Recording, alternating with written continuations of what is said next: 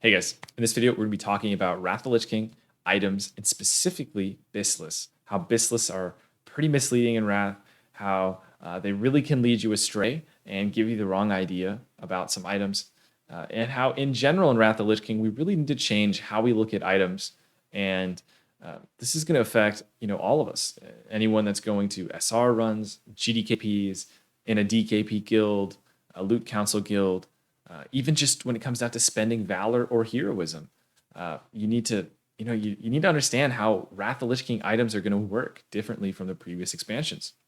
Before we get into that, I would appreciate it if you guys subscribe to my YouTube channel and followed the Twitch in the description below. But with that, let's get into it. So what am I talking about? Let's get specific. In Wrath of the Lich King, there are a ton of items that are very similar. Let's take the Frost Death Knight. I think the Frost Death Knight has a couple good examples, especially in the wrist category. So as a Frost Death Knight, there's a few different wrists. You might consider something like the Bracers of Unrelenting Assault to be potentially the best wrist option. But there's also these Sentinel Huntress wrists and Bracers of the Tyrant. All three are very good. They're all the same item level, and they all have slightly different stats. So let's go over to a sim and see how your DPS changes depending on which wrist you're using. So we're going to go from the Unrelenting Attack, which was doing 8,273 damage, and we're going to run Sentinel Huntress. And we'll go ahead and start that up. You can see we're still at, our hit soft cap, and we're still all right. Nothing crazy is going to change in the sim. But essentially, what you're going to see is a very small change, 3 DPS. Now, you might think, oh, that might be significant. Every DPS matters. Well, that's within the margin of error of the sim. If you run the sim over and over again, you're going to see differences of 2 to 3 DPS. If you want to look at it in terms of a percent, if you really think you're squeezing out damage out of these sims, let's get out a calculator. 3.34 damage divided by 827716 will be nice and exact. And let's convert it to a percent, multiply by 100. This we may have stumbled upon, again, if we were to ignore the fact that this is probably just a difference in variance of the sim. But even if we thought we discovered 3 DPS increase, in Wrath of the Lich King, we're doing so much damage. This is a 0.04% upgrade. We would have to make upgrades of this caliber 25 times before we gained 1% of damage. Essentially, those two wrists are interchangeable, and really does not matter which you have. Let's try Bracers of the Tyrant, right? And run those.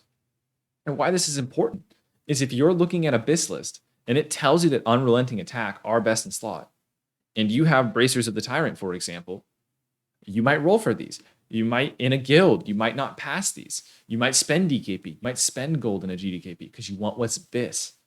And what you might not see is that, look at they're the same. These wrists are the same. They're essentially the same. Now, for other classes, they might function differently.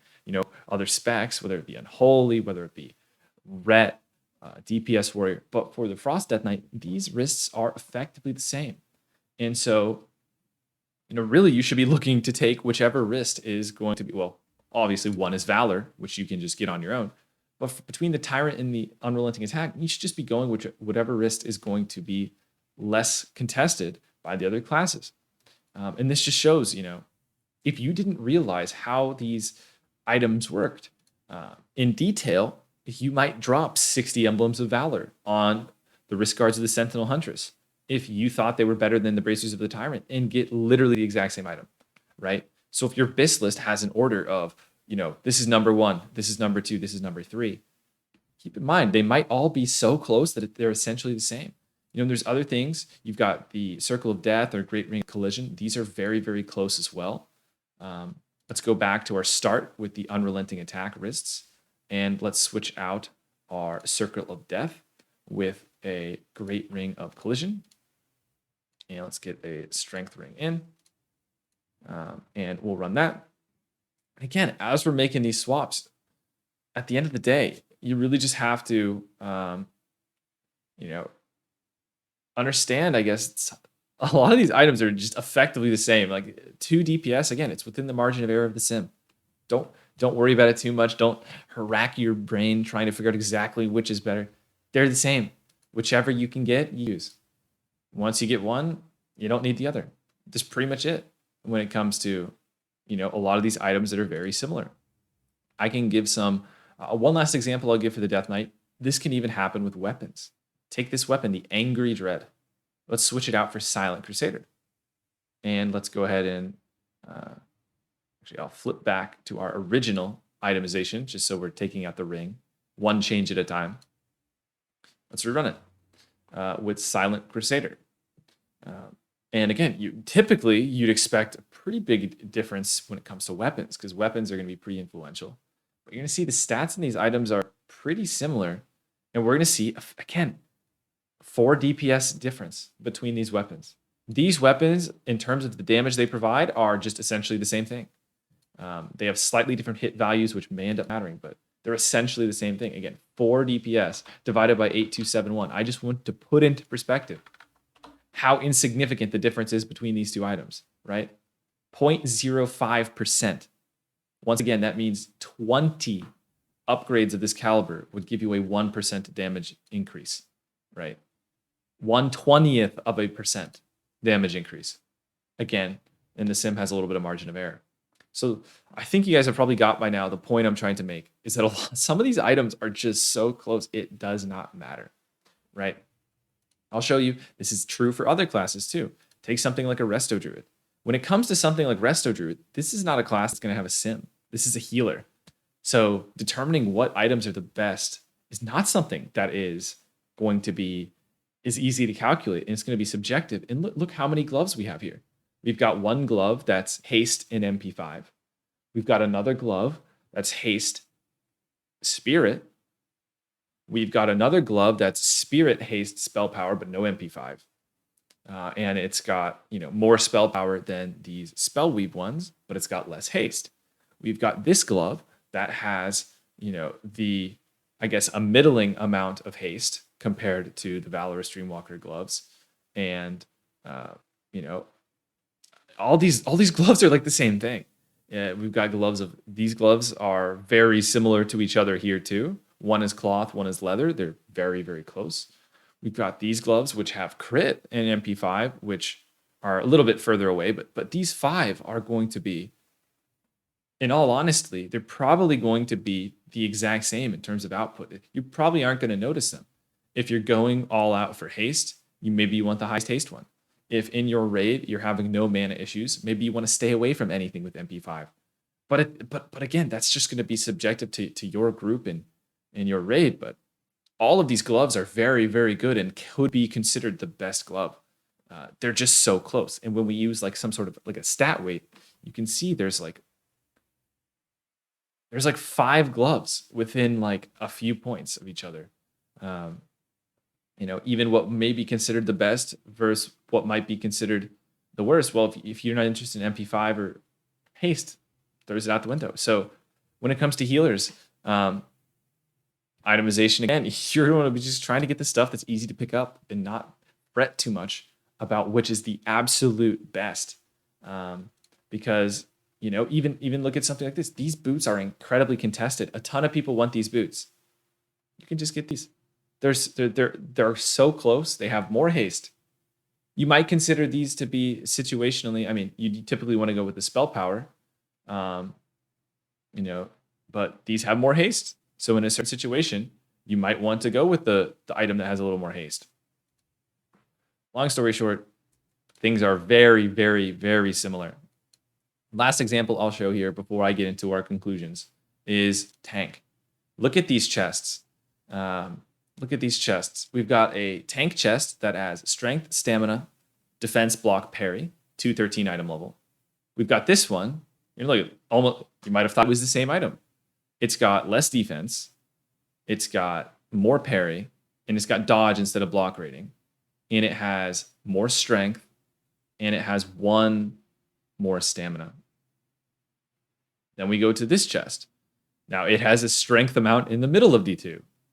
It's got basically the same amount of stamina. It's got block rating like this one. It's got less defense, and it's got dodge instead of parry. These are all like the same item. This item has hit. It's a hit variant. Now this one is still similar in value to these, but its stats are a little bit different at least. But you can see like it doesn't really matter which of these you pick. Now, maybe you want the Valorous Chest to get your set bonuses. Maybe you need hit, you go with Tormented Rage. Maybe you go with one of the other ones. Maybe Exhausted if you need defense. It has the highest defense.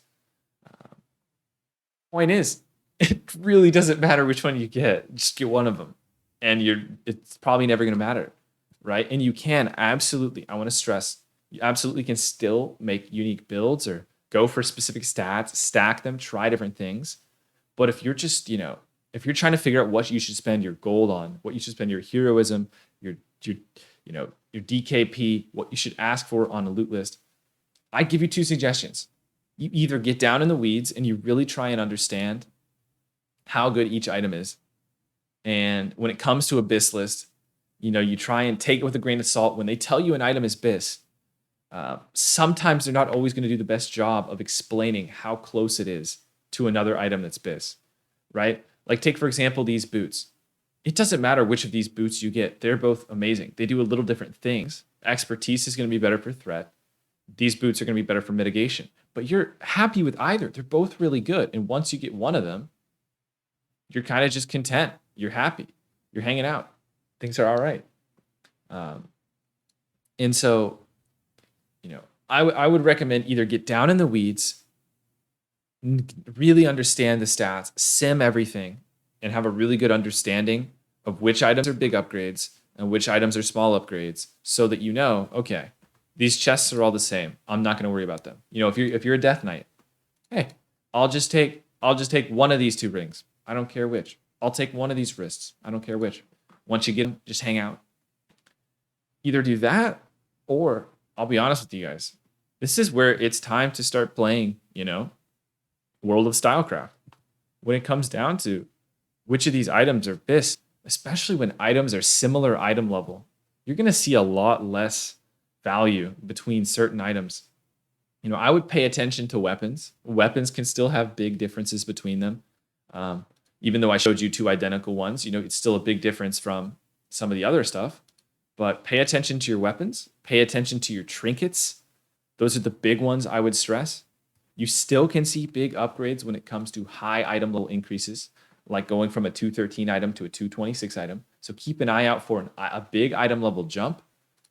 Keep an eye out for trinkets and weapons. And after that, honestly, maybe just play World of Stylecraft.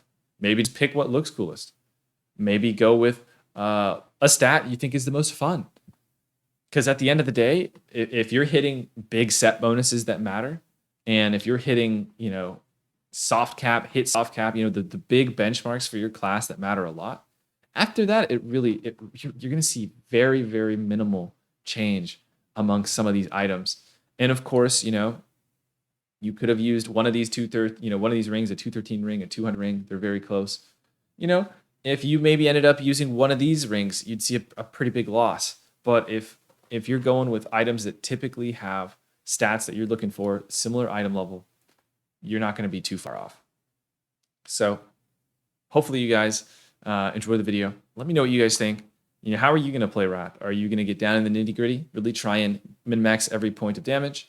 Are you just going to, maybe go care about Bisky or maybe a little bit less in Wrath, since items are just a lot easier to get and, a lot less stress when it comes to loot? Let me know what you guys think. Thanks for watching, guys, and I will see you guys next time.